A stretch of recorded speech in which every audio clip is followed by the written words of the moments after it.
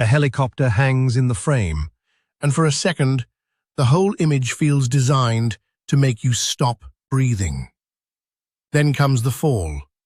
Not as a death scene, not as a farewell, not as tragedy, as a tension. Because with Oliver Tree, danger has never been only about danger. It is about the split second when the viewer loses control and he gains it. The moment your eyes lock onto the screen. The moment the spectacle becomes louder than the algorithm, louder than the label, louder than whatever version of a pop star the industry was prepared to sell. That is the strange power of Oliver Tree's public image. He can make a helicopter, a crash gag, a giant scooter, a bold cut, a fake retirement, or a ridiculous outfit feel like a question. Are we watching chaos because he cannot control it, or because he controls it better than almost anyone around him? Oliver Tree did not enter pop culture like a traditional artist asking to be understood. He entered like a problem the system had to solve. The music industry usually wants clean shapes, a genre, a brand, a face that can be cropped into a playlist cover, a story that can be reduced to one sentence. The troubled genius, the heartbroken singer, the rebellious outsider, the viral kid, the joke act. Oliver Tree looked at that machine and became all of those things at once, but in a form so exaggerated that no one could fully own it except him. The bowl cut was too severe to be accidental. The sunglasses were too cartoonish to be casual. The oversized clothes swallowed his body like a costume from a distorted memory of the 1990s. The scooter was not just transportation, it was a logo, a prop, a punchline, and eventually part of a Guinness World Records stunt. The music videos were packed with strange disasters, awkward humor, fake violence, and visual overload. Even the retirements felt suspicious, like another layer of performance from someone who knew that leaving the stage could create as much attention as stepping onto it. At first glance, it was easy to dismiss him as random, but random does not last this long. Oliver Tree's absurdity worked because it was organized. His public image was built like a barricade, funny enough to invite people in, annoying enough to push some people away, memorable enough that the industry could not sand it down into something smooth. Before many listeners knew the songs, they knew the silhouette, the haircut, the glasses, the pants, the scooter, the blank expression, the sense that this person was either deeply unserious or more serious than everyone else in the room. That ambiguity became his control panel. In the age of disposable content, artists are often pressured to become endlessly available. Post more, explain more, reveal more. Be relatable, but not too ordinary. Be weird, but not too difficult. Be emotional, but only in ways that fit the marketing cycle. The machine does not always destroy artists by rejecting them. Sometimes it does it by absorbing them, flattening them, and feeding them back to audiences as content. Oliver Tree's solution was not to become harder to see. It was to become impossible to neatly digest. He made himself into a character before the industry could make him into a product. That does not mean the music was fake. In many ways, the music is the reason the absurdity matters. Songs like Alien Boy, Hurt, Cash Machine, Life Goes On, and Miss You work because beneath the cartoon's surface is a real instinct for melody, frustration, loneliness, and self-awareness. His debut album Ugly is Beautiful did not ask listeners to choose between sincerity and ugliness, comedy and sadness, image and confession. It smashed them together. That collision is the Oliver Tree formula. The industry often wants emotion in a polished container. Oliver Tree delivered emotion in a busted shopping cart with flames painted on the side. He made pain look stupid, and stupidity feels strangely honest. That is why the question is not simply, is Oliver Tree serious? The better question is, what did seriousness ever do for artists trapped inside the machine? For a conventional pop star, being misunderstood is a problem. For Oliver Tree, being misunderstood became part of the architecture. If people argued over whether he was trolling, acting, joking, or confessing, they were still participating in the world he built. He controlled the discomfort. He controlled the confusion. He controlled the feeling that the viewer was always one step behind the bit. And maybe that was the point. To be understood too quickly in the music industry can be dangerous. Once the audience and the business decide what you are, they start asking for the same thing, forever. The same face. The same sound. The same costume. The same pain, repackaged until it stops belonging to you.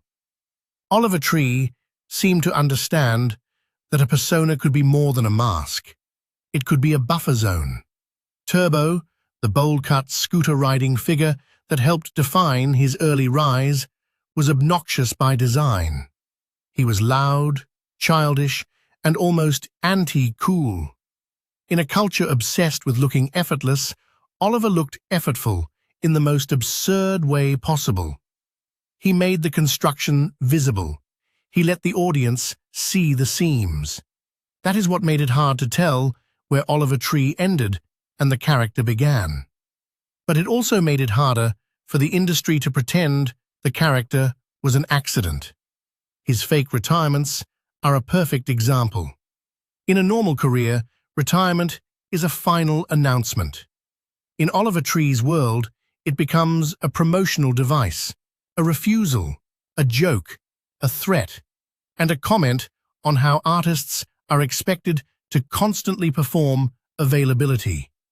When he announced retirement before releasing his debut album, then returned through another absurd public stunt, it was not just chaos for chaos's sake.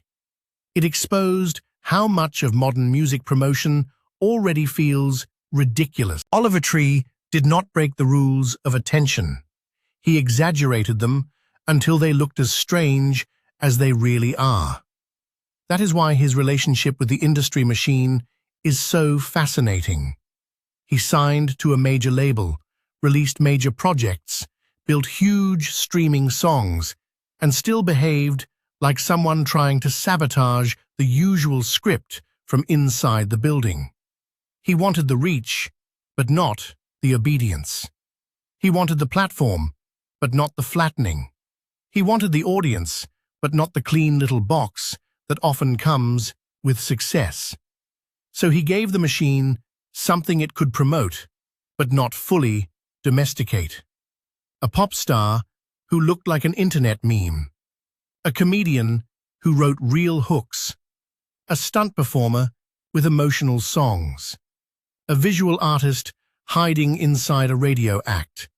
A character so ridiculous that the ridicule became part of the shield.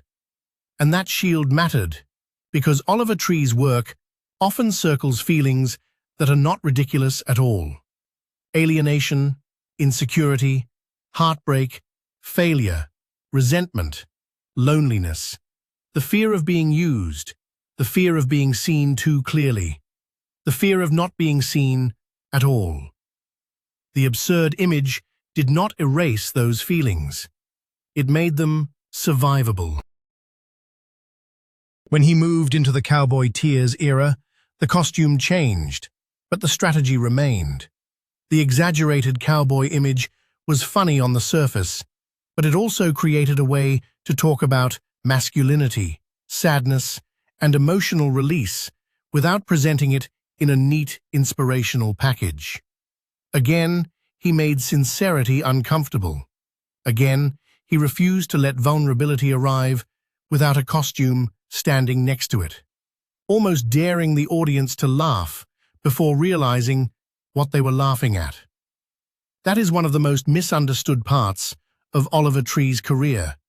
The absurdity is not a distraction from the art. It is one of the ways the art protects itself. The helicopter image, the fall, the crashes, the scooter, the giant clothes, the fake exits, the ugly beauty of it all. These are not just attempts to be viral. They are attempts to control the terms of visibility, to make sure that when people look, they are looking at a world he distorted first. Because the machine is always waiting. It waits to turn a person into a trend into a format into a schedule into exhaustion. It waits for the artist to become understandable enough to be replicated, then replaceable enough to be forgotten. Oliver Tree's chaos fights that process by making replication almost embarrassing. Anyone can wear oversized clothes. Anyone can do a weird haircut. Anyone can crash through a music video with fake disaster energy. But without the tension underneath, without the songs, without the control, it becomes cosplay. The real Oliver Tree trick is not that he looked strange. It is that the strangeness had a job. It kept the audience alert. It kept the industry guessing. It made every image feel like both a joke and a warning. It gave him room to be sentimental without becoming soft, commercial without becoming clean, viral without becoming disposable. So did Oliver Tree create the chaos to express himself, or to protect himself from being swallowed by the system? The answer may be both. Expression and protection are not opposites when the spotlight is this intense. For some artists, the persona is a prison. For Oliver Tree, it often looks more like a vehicle, unstable, ridiculous, speeding downhill, impossible to ignore, but still somehow steered by the person everyone assumes has lost control. That is the tension that makes him compelling. Not the idea that everything is a joke, the idea that the joke, the stunt, the costume, the fall, and the spectacle might all be part of an artist trying to stay human inside an industry that keeps asking artists to become content. Oliver Tree is alive, active, and still difficult to categorize. And that may be the clearest sign that his strategy worked. Because after years of bold cuts, scooter crashes, strange visuals, fake retirements, emotional songs, and public absurdity, the machine still has not found a simple way to explain him. It can promote him, it can stream him, it can argue over him, but it cannot fully swallow him. Not while he is the one turning the camera toward the helicopter. Not while he is the one staging the fall. Not while he is the one deciding whether the chaos is a confession, a disguise, or the only honest way to survive being watched.